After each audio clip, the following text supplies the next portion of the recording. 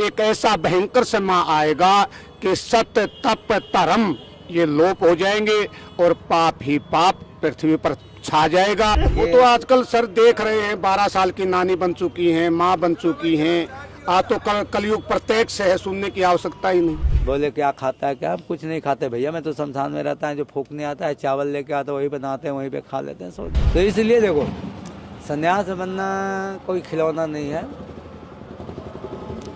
और सन्यास को पालन करना बड़ा मुश्किल था। पहले मैं भी नहीं मानता था कि भगवान कहाँ होते हैं यार, ठीक है। फक्कड़ बनता था, फक्कड़ रहता था, अपना खाता था पीता था, मुर्दा आया फूका जलाया खाया पिया सो गया, उसी पे बना देना है। वो हंडी लेके आते हैं ना, उसी में बनाना है, खा के सो जाने के। बाबे नहीं है, मैं कभी किसी के वो लंगर खाने नहीं जाऊंगा भंडारे में।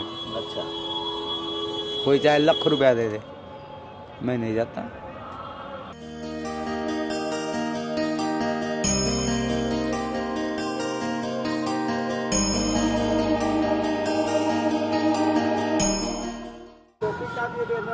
साथियों, जैसे प्रयागराज महाकुंभ में आपको नागाओं संतों के दर्शन करा रहा हूँ, ये गुरु कृपा और हरि कृपा से हो रहे हैं। जैसे अभी आप देख पा रहे हो, संत भगवान नागा बाबा यहाँ पर धुना ताप रहे हैं और यज्ञ हवन की सामग्री आपको देख पा रहे हो। जैसे आप यहाँ पर हवन सामग्री यानी हवन के महाराज नित्य कर्म कर रहे हैं और यहाँ पर जऊ भी बोया है महाराज जी। हालांकि जैसे आप देख पा रहे हैं यहाँ पर जऊ और कलश भी है, जल कलश और अखंड दीपक भी जल रहा है और श्री दत्तात्रेय भगवान के आपको दर्शन हो रहे हैं। जैसे आप देख पा रहे हो, वो महाराज जी एक ऊपर टीन और पन्नी तान के जैसे यहाँ पर कल्पवास के लिए यहाँ आए हैं महाराज जी। और गुरु आज्ञा ये किस परंपरा से है ये बाकी मैं बारे में बताऊंगा, गुरुस्थान कहाँ है, इनका आश्रम, इनकी कुटिया कहाँ है। लेकिन सभी से कहता हूँ, संतों के जब भी दर्शन करें समर्पण भाव से करें। तो जी पहले तो मेरी तरफ से समस्त भक्तों की तरफ से आपके चरणों में जय हो, जय हो। मतलब हमने सुना था संत की माला और भाला दोनों रखते हैं और एक हाथ में माला दूसरे में भाला। मैं तो तलवार भी रखते हैं, लेकिन वो देखते हैं ज्यादा वो बेकार हो जाए तो नहीं रखो, ज्यादा ले चलना औखा है ना। अच्छा गुरु जी, आपका स्थान कहाँ पर है? हमारा स्थान अभी मैं नया एक डेरा बना रहे हैं उड़ीसा में, संबलपुर डिस्ट्रिक्ट, शिव शक्ति गौशाला मठ। और आपकी तपस्या भूमि कौन सी थी जहाँ आपने हमने उधर हिमाचल में किया, हिमाचल में तपस्या की थी। अच्छा, स्थान उधर हिमाचल में है। अच्छा, बोले क्या खाता है, क्या हम कुछ नहीं खाते भैया, मैं तो शमशान में रहता है, जो फूकने आता है चावल लेके आता है वही बनाते हैं, वहीं पे खा लेते हैं सो।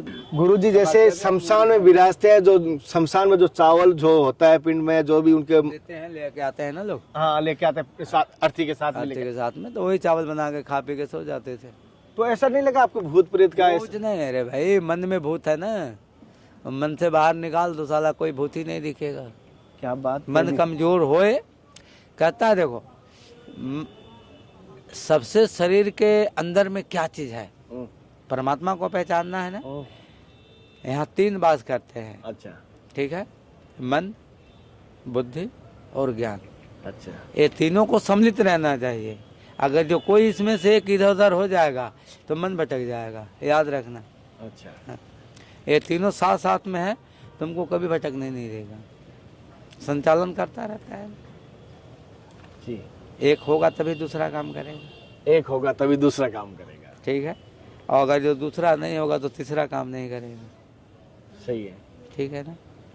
देवता 3 है, देवी 3 है ना, लोक भी 3 है ना, 14 भुवन बना दिया है ना। लेकिन आदमी को अभी तक ये अंधकार में जी रहे हैं, अभी मतलब इनको ज्ञान हुआ नहीं, अंधकार में लोग जीते हैं, ये मेरा है, ये मेरा है, ये मेरा है, ठीक है ना। इसके बाद में आदमी को संतोष नहीं है। अच्छा, दया, धर्म, पुण्य और पाप उनको नहीं है। वो तो खाली बस ये देखते हैं कि बस जो मिले उसको ले लो, ठीक है ना। आए दया जब भी होगा कि मन विचलित ना हो, मन शांत हो।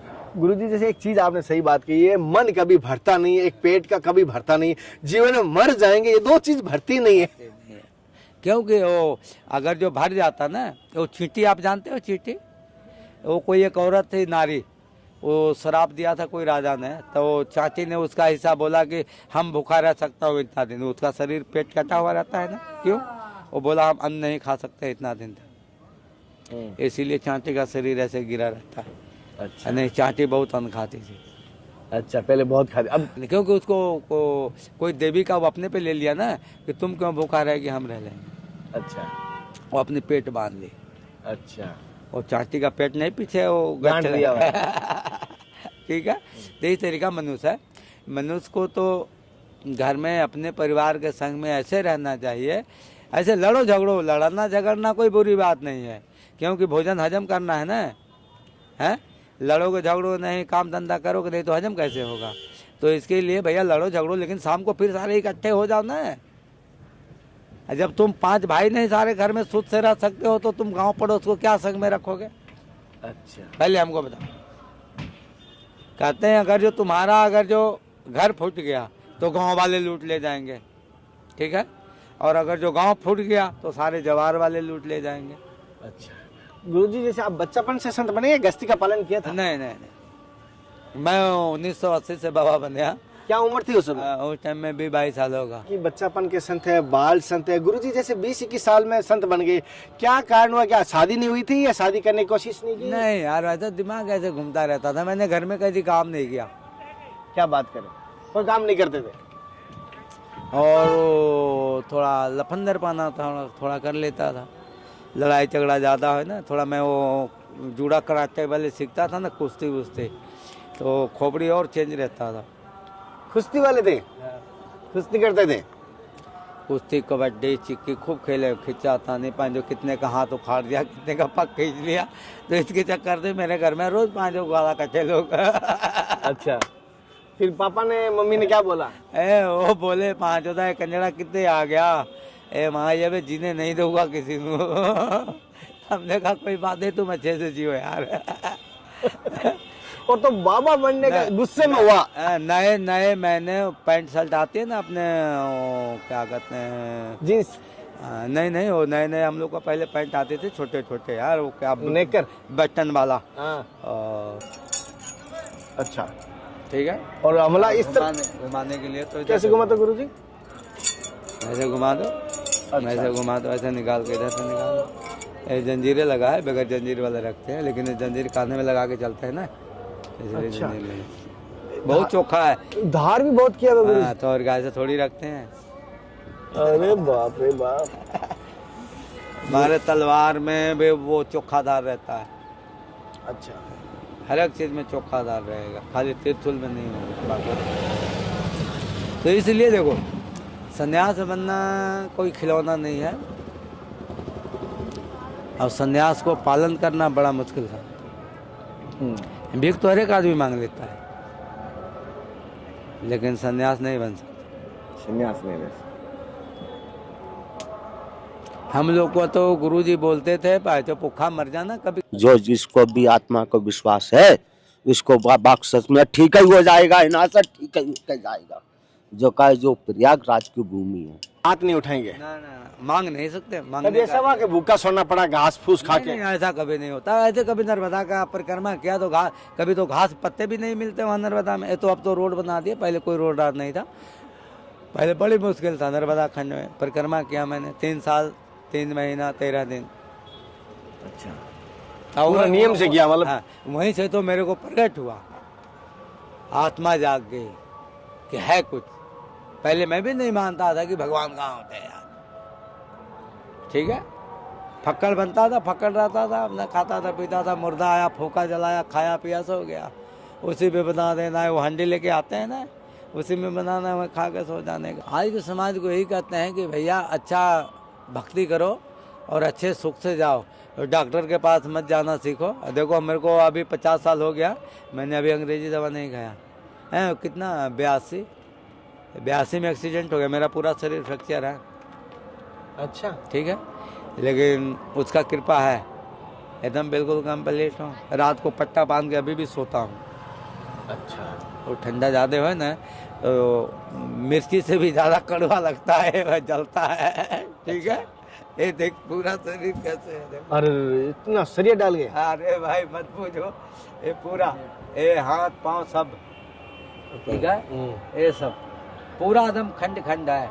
लेकिन मैंने भक्ति किया उसको, अच्छा एकदम सुख शांति से रहा हूँ। और 72-73 वर्ष की उम्र हो गई, अभी फरवरी 7 आएगा 73 वर्ष हो जाएगा। आज से तो ज़्यादा होगा, 73 और 4 कितने होते हैं? 78। हाँ 78 हो जाएगा। 4 77 हो गए, 77 78 हो गए। अभी 72 वर्ष की उम्र हो, आधार कार्ड में 72 है, 4 साल पीछे कर दिया। 40 में जन्म था, 52 कर दिया भाई। अच्छा, और मतलब कभी नाजायज कुछ नहीं किया आपने जीवन काल में? गुरु जी जैसे कभी आपको, जैसे आप उस उम्र में आए, जैसे कभी बाद में आपको ऐसा नहीं हुआ कि शादी करता, सेवा करने वाली आती है, पुत्र होते? नहीं नहीं, ये सब अपने मन में भावना नहीं रखते। सही में? और बहुत सारे तो देखता हूँ वापस गृहस्थी में चले जाते हैं, मैं देखा हूँ। अरे यार, इतना बाबा बनते हैं, जाते कहाँ हैं? तभी तो बोला 80% आज की गृहस्थी है, ठीक है ना? बाबे नहीं है। मैं कभी किसी के वो लंगर खाने नहीं जाऊंगा भंडारे में। अच्छा, कोई चाहे लाख रुपया दे दे, मैं नहीं जाता। साथियों, जैसे कि धर्म की यात्रा में आपको दर्शन करवाए संतों के, किस प्रकार लगे मुझे जरूर बताना। ऐसे आपको लगातार संतों के दर्शन करवाता रहूंगा। आज मैंने आपको एक ही वीडियो में 3 से 4 संतों के दर्शन करवाए। अब मुझे बताना 3-4 वीडियो में एक साथ आपको दर्शन करवाने के बाद किस प्रकार लगा, या एक वीडियो में एक ही संत का दर्शन करूं? कमेंट करके जरूर बता। अगले दर्शन और सत्संग फिर मिलते हैं, तब तक जय हिंद, वंदे मातरम, हर हर महादेव, हर हर कृष्णा, हे नाथ, हे मेरे नाथ। मैं आपको बोलूँ नहीं, जय गुरुदेव। भक्तों, एक बात पूछूं, लाइक किया हुआ है? नहीं किया तो कर दो, और जिन्होंने कर दिया उनका धन्यवाद। हर हर महादेव, जय गुरुदेव। साथियों, प्रयागराज महाकुंभ में आपको लगातार संतों के दर्शन करा रहा हूं।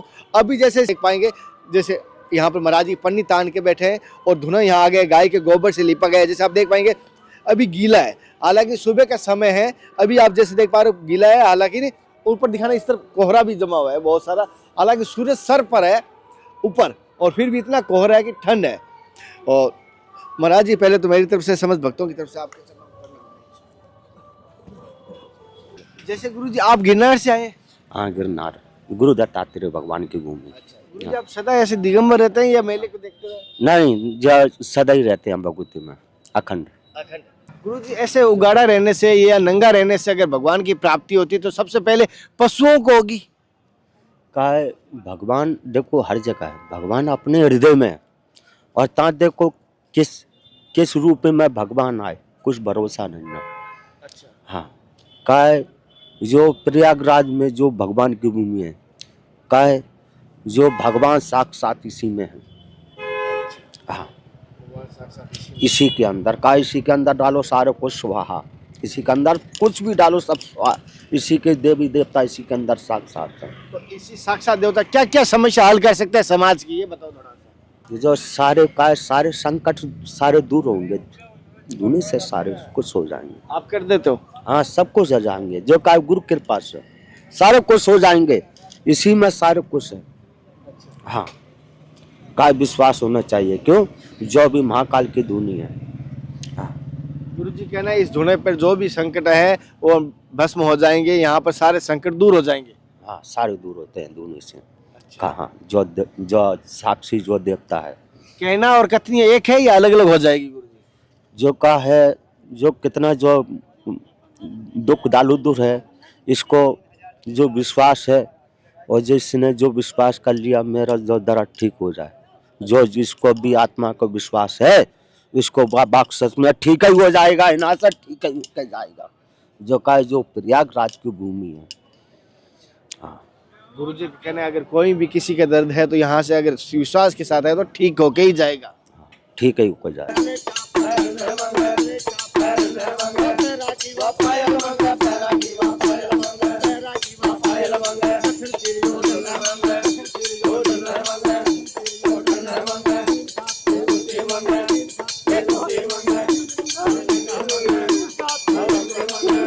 अजय, संतों को तो सभी देते हैं, लेकिन आप संतों से जैसे घंटी में जो आप दक्षिणा लेते हैं, ये इसकी क्या परंपरा है, क्या विधान है इसका, ये जानना चाहते हैं। इसका विधान ये है, जितना भी संत समाज है, हाँ, हमारी ये जो जंगम है, ये जंगम है शिव भगवान के गण। हाँ, भगवान शंकर ने स्वयं इनको अपनी जांग से पैदा किया। अच्छा, और उसके बाद जितना भी संत समाज है, संत समाज ने इस जंगम को अपना पुरोहित माना।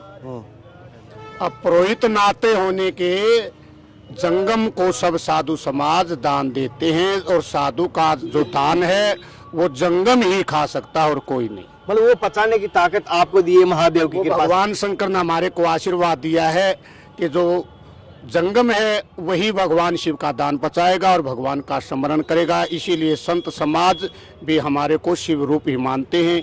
मुद मंगल में संत समाजू, जो जन जंगम तीर्थ राजू। इसका महत्व ये है, जितना पुण्य प्रयागराज के स्नान के से संतों के दर्शनों से लाभ होता है, उतना ही पुण्य इन जंगमों के दर्शनों से प्राप्त हो सकता है। प्रभु जैसे आपका श्रृंगार देख रहा हूँ, हर से अलग दिखाई दे रहा है, हर बिल्डिंग ये श्रृंगार ही आपको आकर्षण करने वाला है और श्रृंगार ही आपको एक तरफ लेता है। ये श्रृंगार जो है ये भगवान शिव की महिमा है। भगवान शिव ने ये जंगम को प्राप्त किया था कि जंगम ये स्वरूप है, ये सब मेरा रूप है, जो मेरे को मानेगा वो तेरे को अवश्य मानेगा। जैसे शीशनाग है, ये भगवान का शिवलिंग है, माता के कर्णफूल हैं, विष्णु भगवान की ये कलंगी है, नंदीगण की ये टल्ली है, यानी कि हर देवता की निशानी जंगम को दी गई थी, तभी जंगम को पुरोहित माना गया था। और जंगम भगवान का गण है, भगवान का गुणगान करता है, साधु समाज इसको अपना पुरोहित मानता है। जैसे ये इसकी आपकी जो दीक्षा होती है, क्या आपके एक पीढ़ी दर पीढ़ी चलती है, क्या हर कोई इसमें जंगम में शामिल हो सकता है? नहीं, ऐसा कुछ नहीं, ये हमारी एक संप्रदाय है, एक जाति है। अच्छा। और जाति का ही हमारे अंदर प्रवेश करेगा और हमारी जाति का ही उसको शिष्य बनाएगा, गुरु बनाएगा, और जाति के ही हिसाब से ही हमारी ये संप्रदाय चलेगी। जैसे कि मैंने आपको देखा ज्यादातर आप कुंभ और माघ में दिखाई देता है, बाकी मुझे आपको ये बहुत दर्शन कम होता है आपका, तो बाकी दिन आप कहाँ चले जाते हो, कहाँ रहते हो? बाकी दिन भगवान के चरणों में ही रहते हैं। हमारे आश्रम बने हुए हैं, हिमाचल, पंजाब, हरियाणा सभी जगह आश्रम हैं। हम अपने आश्रमों में प्रवेश कर जाते हैं और अपना भजन करते रहते हैं। जैसे कि कुंभ के अलावा कभी ऐसी हुआ कि आपके संतों की कुटियाओं में जाते हो, जैसे आश्रमों में जाते हो, मठों में जाते हो, जैसे हरियाणा, गुजरात, उत्तराखंड, कभी ऐसी भी आपकी टोली कभी यात्रा करती है? हाँ जी, हाँ जी, कई संतों के हमारे पास निमंत्रण भी आ जाते हैं, जैसे भंडारे होते हैं, और कई संतों के हम दर्शनों के लिए भी सब हम पहुँच जाते हैं। जैसे कि आपको भी बहुत सारे गृहस्थी भी अगर इसमें मतलब घंटी में कुछ दान कर अपनी सामर्थ्य के अनुसार, तो भी उनको वही फल मिलेगा, क्या संतों को ही वो फल मिलता है? नहीं है, ये जो जंगम है ये संतों का ही दान लेता है, बाकी ऐसा कुछ नहीं, गृहस्थी का भी ले सकते हैं लेकिन कम। अच्छा। जैसे कि मैंने एक चीज देखी, वो आपने महादेव की बारात का इसमें प्रसंग चला था, कलजू का एक प्रसंग चला, लेकिन मुझे उस बात को समझ नहीं पाया, मैं आप ही चाहता हूँ। जैसे कि आपने कलजू की एक बात कही थी, उस प्रसंग को मैं पूरा समझ नहीं, क्योंकि वो गीत के साथ आपने कहा था, एक राग के साथ का कलजू का जो प्रसंग किया वो सत्य दिखाई दिया मुझे, लेकिन आप वो प्रसंग थोड़ा मुझे कड़ी सुना सकते हैं थोड़ा सा? म्यूजिक के थोड़ा सा। माता गौरजा ने ब्राह्मण को कलयुग सुनाया था कि जब ब्राह्मण ने प्रश्न किया कि माता तुम तो आदि शक्ति हो, तुम्हें शादी करने की आवश्यकता नहीं, तो उस टाइम माता ने, पार्वती ने चारों योगों का वर्णन किया था। अच्छा। और ब्राह्मण को बताया था भी चौथा जो युग है घोर कलयुग का, उस कलयुग के अंदर एक ऐसा भयंकर समय आएगा कि सत्य तप धर्म ये लोप हो जाएंगे और पाप ही पाप पृथ्वी पर छा जाएगा। फिर भगवान का अवतार ले कलंक उतार आएंगे, वो दुष्टों का श्रृंगार करेंगे, भक्तों पर प्रतिपाल करेंगे और फिर सतयुग की स्थापना हो जाएगी। वो तो आजकल सर देख रहे हैं, 12 साल की नानी बन चुकी हैं, माँ बन चुकी हैं। आज तो कलयुग प्रत्यक्ष है, सुनने की आवश्यकता ही नहीं। आज तो कलयुग प्रत्यक्ष है, पहले इसको सुना जाता था और आज साक्षात दर्शन हुआ। थोड़ा थोड़ा करता रहेंगे सत्संग।